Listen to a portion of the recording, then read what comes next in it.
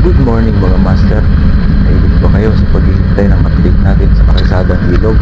Pasensya na kayo at medyo marami tayong ginagawa, kaya ngayon lang natin na-upload ng video ang kuha natin kahapon.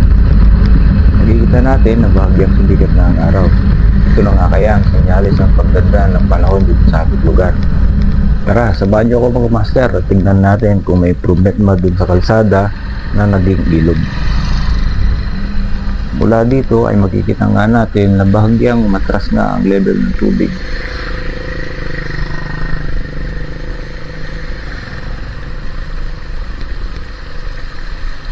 Siya nga pala mga master, ang tubig baha na ito ay galing lang sa mga karating barangay, dulot ng sunod-sunod at walang humpay na pag-ulan. Kasi magmula nung nagkaroon ng T-Flex ay naiwasan na yung mga pagbaha na ganito nanggagaling sa part ng Nueva Ecija. Maayos din naman ang flood control namin dito sa aming bayan, kaya hindi na kami masyadong binabaha.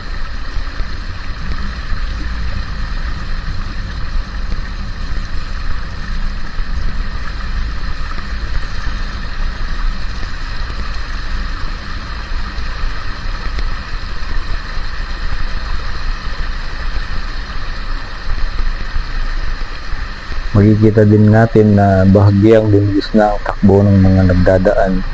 Hindi kasi nito na bumabaw na nga ang level ng tubig. Sana lang wag pumasok ang bagyo, ang sa ganun ay tuluyan ng bumabaw ang tubig. Gamit pala natin yung XR natin. Ito na yung pinakamalalim na parte ng baha mga master. So makikita nyo, nag-improve na at medyo gumanda na ang level ng tubig.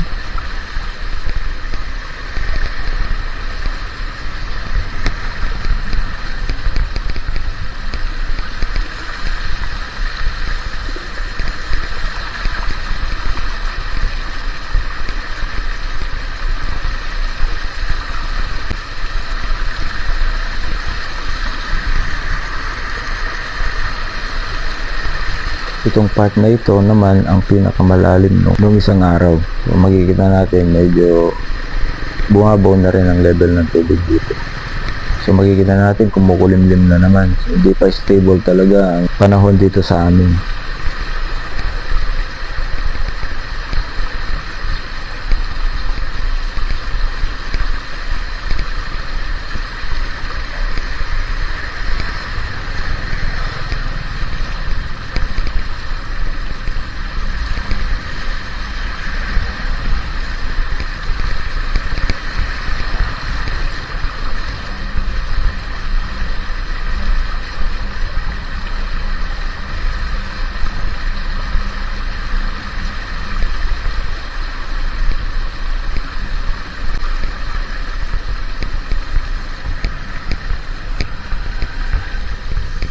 So makikita nyo dito na nakalitaw na yung kalsada na yan.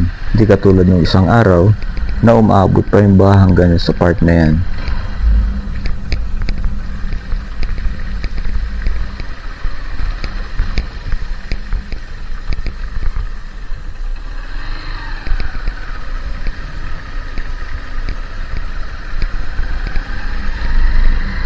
So dito ay bumalik na nga tayo mga master. Nais ko lang ihatid sa inyo ang update dito sa lugar na ito.